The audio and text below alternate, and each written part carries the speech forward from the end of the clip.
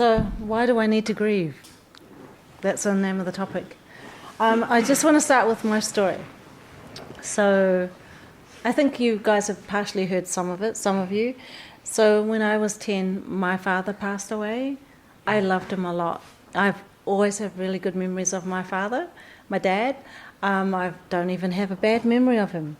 I just remember him being very kind, very generous, very engaged with me and my 3 other sisters. Yeah, and he was only 33 and I was 10. And they were only 3 or 4 years in New Zealand, so coming out of China and into New Zealand. So his death happened very suddenly, so it's unexpected. He had very, very bad stomach pains, and then at the beginning of the week, and by the end of the week, Sunday, he had passed. And he had late-stage cancer. Yeah, and I remember quite a few things, and significant things which was a trauma to me later, is the pain he suffered. So I remember him being he said it was like knives sticking into his stomach. That's how intense the pain was. So he was in a lot of pain. And so today, I cannot tolerate much physical pain because I have that memory of my father suffering so much. And then my mother's reactions as well. Like she was she was panicking. Anyway, the most significant moment, I believe, was that when he passed, I never grieved. I didn't know how to.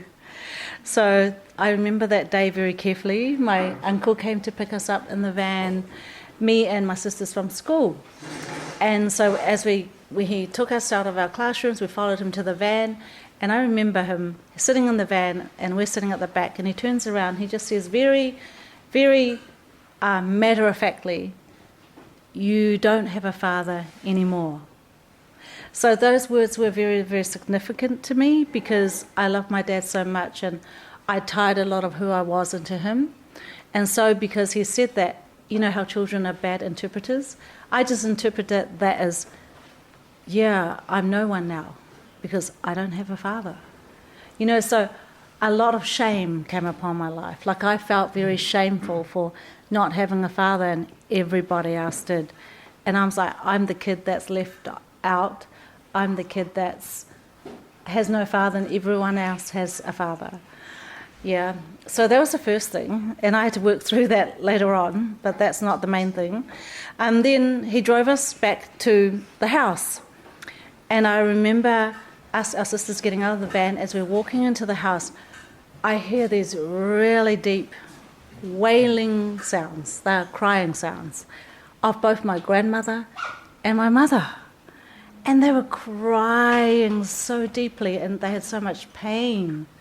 And I was like, as a 10-year-old child, I didn't even notice what my sisters went through. They were younger than me, I'm the oldest. And you know what my reaction to that was? I just laughed. Yeah, I laughed.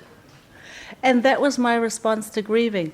So my mum and grandmother, my mother, was busy grieving. She never supported me as a child or our sisters. And we never ever talked about my father's death, not once.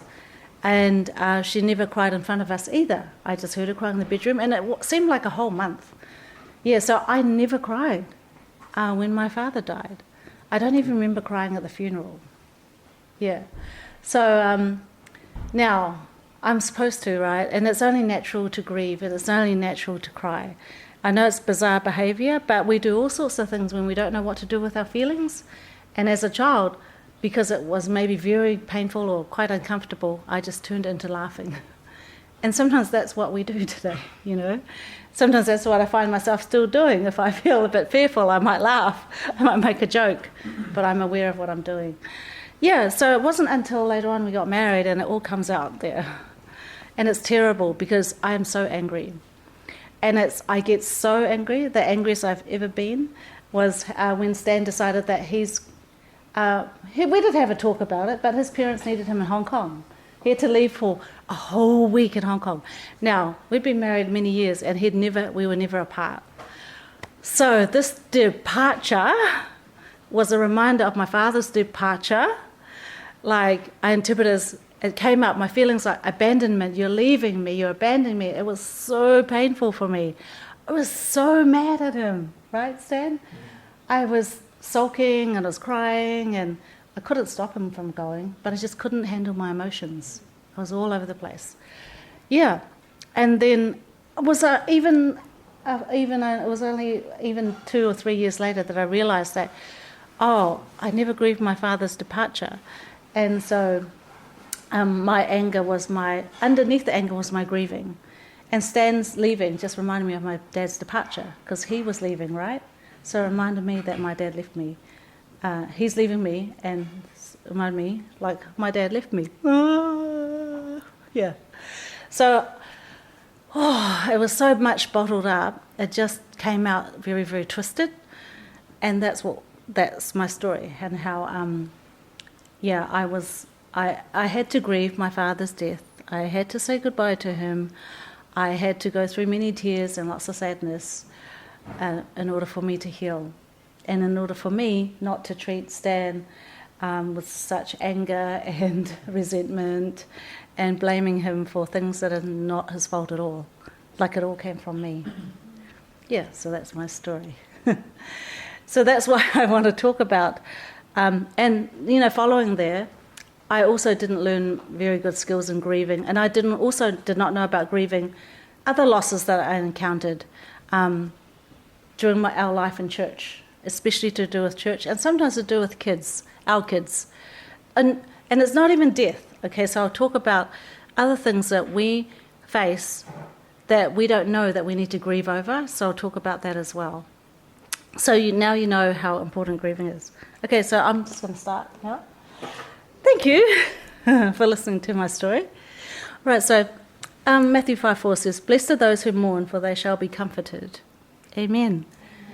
And Isaiah 53:3 says, "He was despised and rejected, a man of sorrows, acquainted with deepest grief. We turned our backs on him and looked the other way. He was despised and we did not care." And this is talking about Jesus. So Jesus experienced the deepest anguish, the deepest abandonment, the deepest rejection, and therefore the deepest grief. So he experienced it. He understands our grief. He's gone through it. He lived through it. And honestly, the worst grief he ever experienced was on the cross. When he said, "Father, Father, why have you forsaken me?" When God had to turn away from him for a moment, he experienced that abandonment and rejection. Such deep grieving. Yeah, so grieving is a lot in the scriptures, and it's natural to all of us to grieve. Grieving is the way we deal with loss. Yeah, it's a natural response to not just loss, but also to change. Now, we need to grieve. We can grieve change, or we grieve disappointments. When needs are not met, we're disappointed. When we have set high expectations, we're disappointed. So we do experience grief in many forms, in many shapes and forms. And the thing is this, grieving is a normal part of life. We all face grieving at some stage, in some situations. We just got to know that it's grieving and I need to do this. Okay, so when we lose a loved one to death, that's called bereavement. And it will be one of the most painful processes we will ever go through in our life, losing a loved one. And I'm sure you would all agree. So, we hate grieving. So why is it so hard for us to grieve? Because loss, sadness, and tears obviously can be very, very painful. It's the pain that we want to avoid. And when we feel the pain, we're actually like, I have to face the reality. Facing the pain means I have to face the reality of the loss. And you can't change a thing about that. When you lose something, you can't change a thing about that. And it does feel final, and sometimes it is. It's done. There's no turning back. To face and accept the reality, it is a very hard process to go through, but it's a very normal human process. There's no way to skip it. There's just no way to avoid it. We all have to face it and go through it. Here's a word picture of the grief journey. Say you're facing the loss of a loved one, which would be our biggest loss in life, right? So I just imagined, so this happens, your loved one passes. And so your grieving journey then starts. And it can feel like this, like you're facing a forest. And this forest is huge. Never been to this forest before, but now you're in front of it. And in this forest there's lots of trees. And inside the forest there's valleys, there's rocks, there's a mountain.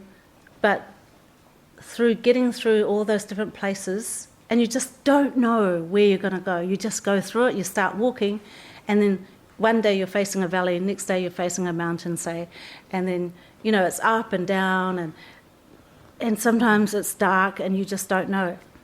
But there is a way out on the other side.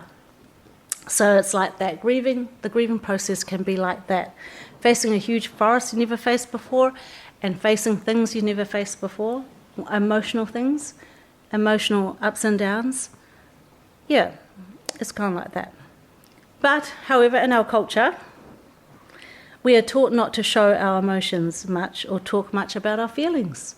So when we start talking about our feelings, our inner thoughts, the emotions come up, right? But then if you're discouraged to talk about the person who's passed, the situation that's passed, the loss that's happened, if you're discouraged to talk about it and you think by not talking about it you will get better, or by forgetting about it you'll get better, what does that do for our feelings? Again, as I say, suppressed, it'll just blow up later on. So it's better that we face our loss and not suppress the grief. And so how has this affected how you process problems in your life and how you relate to others? If you suppress your feelings, how has this affected you and how you relate to others? That's something to explore, eh?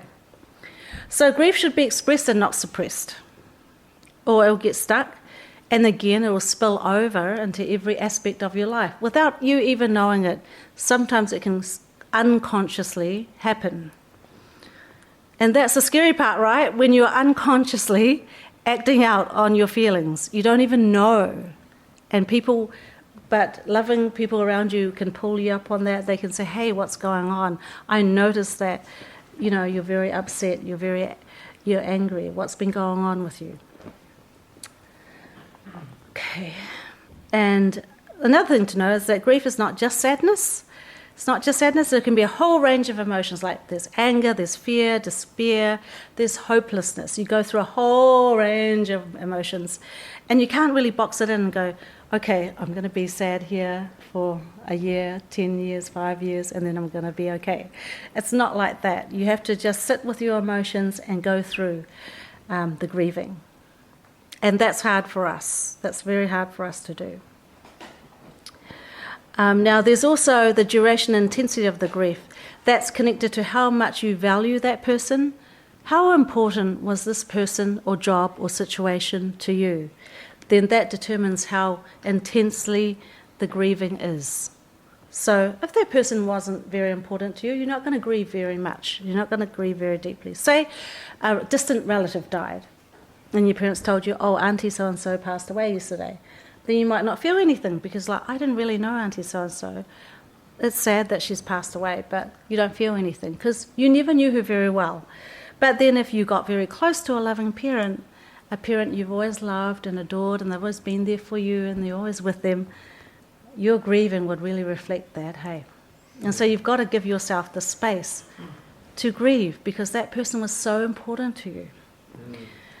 And the question here is, are you a flexible person? Are you flexible in flexible as opposed to rigid, like, no, I'm not like that. Yes, I'm going to do that. No, I don't want to do that. No, that's not right. Are you flexible? Are you open-minded? Then grieving may become easier for you to process because a flexible person can adapt to change faster than a person who's quite stubborn, who's quite set in their mind. So you want to develop yourself to be quite a flexible, open-minded person. Yeah. So we do one of two things with grief. Number one, we either just totally avoid it and we just bury it, or we hold on to the pain. We hold on to the grieving. And the most healthy and right way is to face it, process it, and when you've done that, you can actually let go. You can actually let go. You can come to a place of acceptance. Acceptance. Now, there are lots of different things we grieve about, so I will talk about that later. When we lose someone or something really important to us, that's what grief is about. So grief is a response to loss. That's what, if someone says, what is grieving? It's our response to loss. And loss covers a whole lot of different areas, which I'll talk about later. But first of all, what is not grieving? What is not grieving? Because we might have some ideas about grieving. So some people think grieving is like, oh, I'm going to replace them. I'm going to replace that person with another person. I'm going to replace it with another job because, yeah, that job was sad, but never mind, I just get a new job. Or I'm moving on. So you might just move to another city, say, and you think, I'm not going to be sad if I move away from this person or thing, but actually it's still in you, and you still need to go through the process. So grieving is not talking about the person or the situation, okay? It's like, if I don't talk about them, that's grieving because, I'm not feeling anything, or that's a bit weird. Grieving is not showing any emotions. We have a lot of emotions there. And grieving is not denial. Denial is, I'm okay, I'll cope, I'll go through this, I'm okay. But we know we're not okay. These feelings are just dying to get out. And so it's also not ignoring or forgetting the person or situation. So none of this is grieving, and we cannot do grieving this way. And also the other thing is, you could be grieving and you don't know it. Like I said, I was very angry. So the anger is a protective emotion. What is it protecting? It's protecting some more sensitive emotions underneath. So it's always good to look at your anger and go, why am I angry? What am I really angry about? What am I feeling deeper down? And so then you might be anger dumping if you're angry, right? Anger dumping is just lashing out in anger, reacting in anger to the other person, and it's not anything they've done. It's just that because they're so close to us, they're an easy target. We all do that, right? We anger dump. Are you resentful? Maybe it comes in the form of resentfulness or bitterness. And maybe there's grieving to do before you can, forgive the other person, say, and let go of your resentment. And sometimes grieving looks like depression, like if you suppress all your emotions, it's going to weigh you down heavily. You will feel depressed. You'll feel deeply depressed and demotivated. Maybe you're deeply disappointed all the time, and you don't know, why am I so deeply disappointed? Maybe you're deeply sad, and you don't even know why you're deeply sad. So grieving might be just underneath that. Or maybe you're just avoiding certain people, places, or situations. I'm not going there. No, I'm not. I don't want to go there. I don't want to see them. No. So we can look at, my example, you can be grieving and not knowing it. So you've got to take time to process. So why is it so important that we grieve? Because that's how we heal from the pain of loss. Grieving is how we heal from the pain of loss, any intensity of loss. If you want to be healed, if you want to feel better, you want to feel more at peace, you've got to grieve the loss. And that's the only way forward, grieving the loss. On one hand, the other hand though, you can get very comfortable with grieving, go, I'm still grieving and I can't let go, and you can get very, very stuck. But if you get stuck, you're going to miss the present, you're going to miss looking into your future, because you're just staying basically in the past by holding on to the sadness and not going through and processing the sadness or the other emotions with it. Right. So here are some empowering questions. So maybe asking yourself these questions to help you with your grieving. Number one, what are you clinging to? What are you still clinging to? What about this? What have you lost? Can you name it? What have you lost? How are you going to survive this grief? Another one, is there joy or hope beyond losing this? Is there joy or hope beyond losing this? And the last one, what's needed for closure? What's needed for closure? When you are missing someone or something, you are grieving. It's okay to grieve. You're grieving that loss. Okay, so let's break down 3 areas where we grieve losses. So grieving is all about our response to losses. So what do you see as a loss? Oh, number 1, we grieve losses. So those losses can be now actual or perceived losses. So there's actually no difference to our mind, to our emotions, if it's actual or if it's perceived. I'll just explain that. So actual is expected or unexpected death of a loved one. So it's actual, it's factual. It's like, that's the reality. Unexpected or unexpected death of a loved one, child or a baby, from illness, from miscarriage, from abortion, from a death of a pet. There's relationship losses. So there's friendship breakups, there's divorces, there's business partnerships breaking, there's church breakups. Oh, this is a major one. People, your friends leaving your church, leaders leaving your church, people you know leaving your church, you leaving the church. You need to grieve those losses. Things that happen at work, your workmates leave, your colleagues leave work, or maybe they're going through a very distressing situation with the company, the boss, etc. Okay, and there's functional losses. Say you lose your sight. So we have something and now you've lost it. So that's a loss, right? So functional losses, like you lose your sight, you might lose your hearing. This could be a parent too, by the way, that's losing their sight or hearing or memory. They're losing your mobility, losing some sort of physical function. So that's a functional loss. What about role losses? What about parents when they become empty nesters? Like, oh, my children have left home. And that's entering into a new life stage. Even parents witnessing their children getting married. That's happy, but it's also sad too. Like, my child is no longer single and living with me and still dating, and I can still hug them and talk to them, and they're now on their own. So those are losses too, right? There's role losses, right? So when maybe you lose a role at work, an important role, maybe you change your role. There's a loss there. There's a change there. That's the next part of grieving, change. And okay, so and there's material and physical losses. Like people in the Cyclone Gabrielle and the Christchurch earthquake, they lost their home. The home where they had lots of experiences and memories and precious stuff. They lost their job. Losing your job is a loss. Losing something you love, like jewellery or a possession, is a loss. Losing your car is a loss. Bear in mind different intensities, right? Because, hey, you could be very emotionally tied to your car. I don't know. Yeah. That Porsche in the garage, that you saved up for 50 years. Yeah.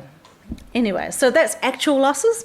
And then there's perceived losses. Perceived as in how you see it. Just how you see it. Now, how you see it may not be how I see it, but it's still your perceived loss. So emotional loss. So loss of your identity. I don't know who I am anymore. I thought I was this and now I don't know. Loss of your future hopes, future ambitions. Loss of control over something. Imagine losses. So this happens a lot, this grieving happens a lot in broken relationships. Say you've been dating for a while and you talk about your future dreams together. Oh, we're going to get married one day, You get engaged and maybe at engagement after that you break up, right? Or you're talking about, you at the wedding and some people break up at the wedding. Whoa, that's huge. There's the loss of any future hopes, goals, aspirations, or opportunities lost. Whatever they could have been, like the potential to have this, even is a loss. Like if you dreamed about it and you're like, potentially it could go like that, I could receive that, and you don't get it, that's a loss. And there's threatened losses, right? Because maybe your boss says, hey, I'm sorry, the company's not doing very well, but we likely will have to lay you off. And it's like, oh, that's a threatened loss. I know someone who really froze when they came to face that threat. They literally froze, and it brought them back to childhood trauma. It was that bad. And maybe you're going to lose your role. It's a threatened loss, right? It's not actual loss right now, but it's something that's threatening you that you're going to get highly anxious about. And there's ambiguous losses as well. Like, what about people whose family member goes missing? There's no closure, is there? Like, what happened to them? What happened to them? They just went missing, or they just disappeared. Maybe they disappeared, a relative, into some foreign country. You never heard from them again. That's an ambiguous loss.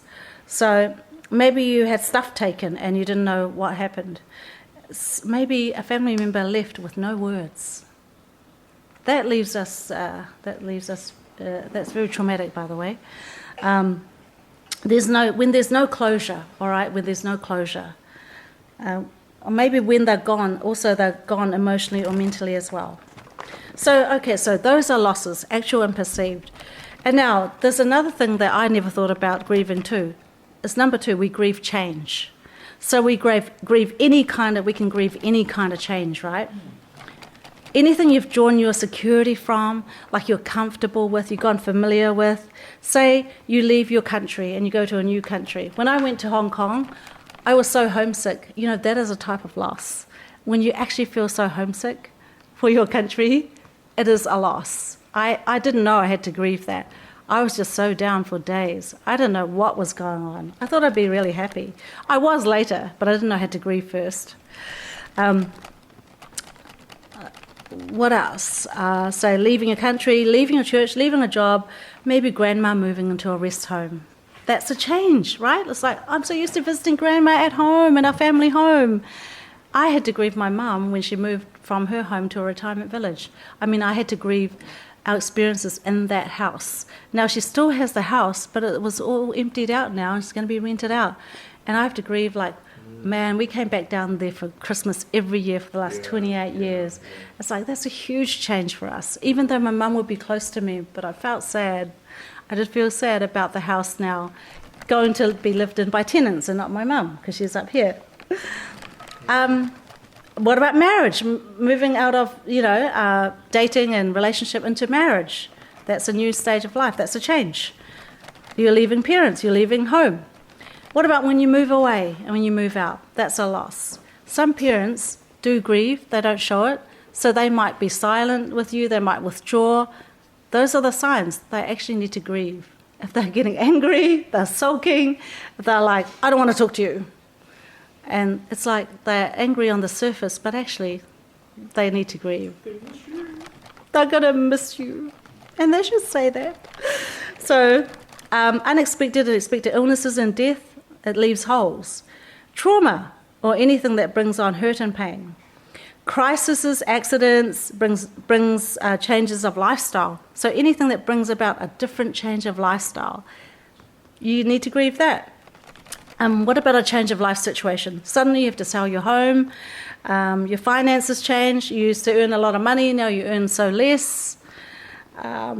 There's relationship breakups, there's divorces, there's separations. So the changes in those relationships.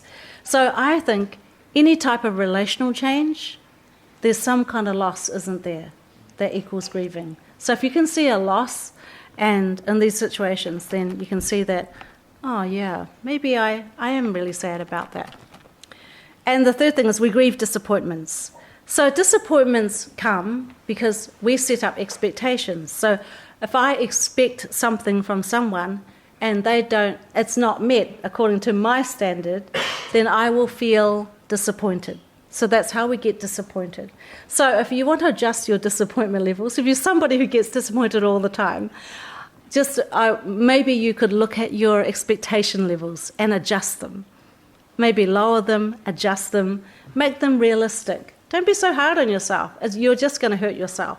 If you're setting up unrealistic expectations. Revise your expectations, that's what I'm saying.